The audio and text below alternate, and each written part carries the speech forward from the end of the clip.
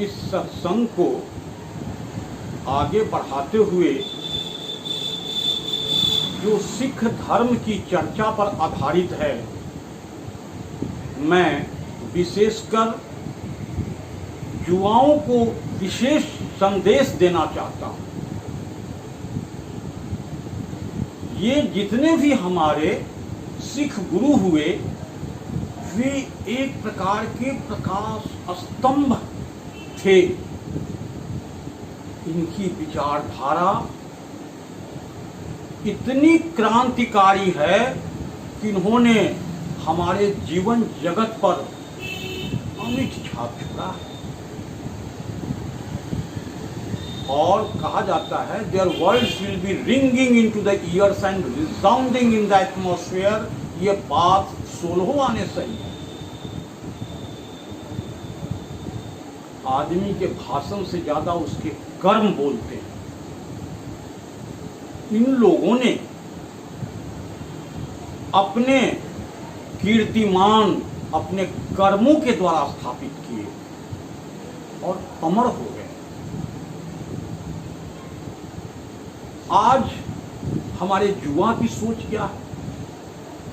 आज हमारी 70% आबादी युवाओं की है, लेकिन उनकी चिंतन धारा कहां से कहां जा रही है।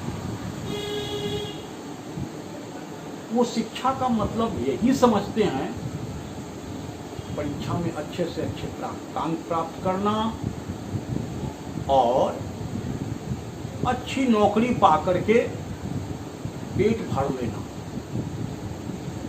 क्या जीवन का सार तत्व यही है? क्या जीवन इसीलिए मिला है?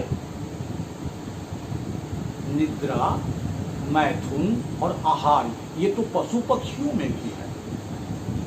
एक धर्म ही है जो हम मानव को इन पशु पक्षियों से अलग बनाता है। तो धर्म के प्रति या मोरल प्रिंसिपल के प्रति इन युवाओं में सजगता नहीं है।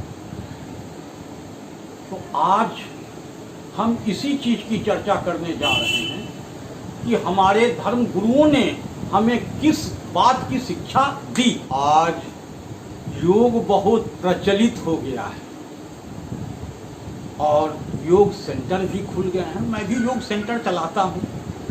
तो लोग यही समझते हैं कि बस कुछ आसनों को समझ लेना बस योग हो गया। जी नहीं, वह योग का एक छोटा सा भाग है। वस्तुतः आज के युवाओं के लिए कहूंगा कि योगः कर्मसु कौशलम। कर्म में कुशलता का नाम ही योग है। आप जो भी काम कर रहे हैं उसमें अपनी कुशलता का परिचय दीजिए, यही योग है। तो हमारे जितने भी सिख गुरु हुए क्यों महान हुए? पहला चीज कि उनमें जिंदगी के चुनौतियों की सामना करने की सामर्थ्य अपने में हासिल किया और अपने कर्मों से उन्होंने इसकी प्रेरणा दी। दूसरी बात, उनकी विचारधारा सर्वभौम, सर्वव्यापक, लोक कल्याणकारी, विश्व बंधुत्व से ओतप्रोत है। तो इस तरह की जिनकी थिंकिंग ग्लोबल होगी और संपूर्ण जगत का जो हित चाहेगा, उसका कीर्तिमान तो सदा के लिए अक्षुण्ण रहेगा। योग केवल अगर शरीर तक सीमित रहता तो ये सर्कस वाले सभी योगी कहलाते। हम में जब तक विचार क्रांति नहीं आए, हम में जीवन के प्रति जो एक उत्तरदायित्व है उसके प्रति भान नहीं हो, तब तक हम समझें कि हम अपने जीवन को सही रूप में नहीं जी रहे। आज देखिए, आपके शरीर का हर एक परमाणु इस ब्रह्मांड से बातें करता है। कोरोना फैला हुआ है, आपकी जीवन शैली बदल गई है और आप जीने का ढंग बदल गया है, सोच बदल गया है और चाहिए भी। परंतु कहां से शुरू हो रहा है आपका ये योग? शरीरम आद्यम खलु धर्म साधनम। शरीर ही प्रारंभ करता है, शरीर से ही योग का प्रारंभ होता है। तो जब तक स्वस्थ शरीर नहीं रहेगा तब तक आप दूसरे पर भार बन जाएंगे।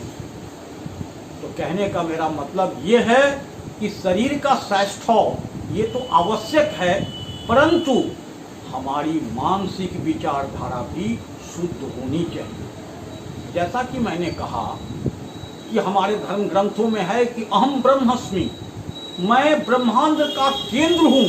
और यही धर्म गुरुओं ने हमें, जो गुरु नानक हुए, उन्होंने बताया कि ओंकार की महत्ता बताई और बताया कि पहले अंतर में प्रवेश करो, उस ध्यान में जाकर के उस सत्य को देखा और उसके बाद समाज के सामने प्रकट किया। इसलिए योग एक ऐसे विचारधारा की व्याख्या है और अगर गुरु नानक ने योग सूत्र दिया तो बाकी धर्म गुरु उनकी व्याख्या अपने कर्मों से की उन्होंने।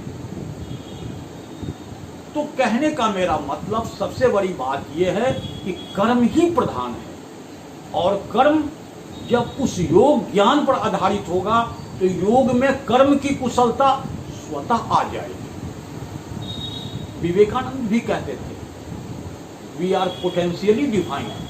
तो अब यह है कि हम शक्ति तो प्राप्त करें, परंतु शक्ति का सदुपयोग होना चाहिए। तो वेद ज्ञान उत्तम कुल पाया, फिर भी रावण असुर कहलाया। क्यों?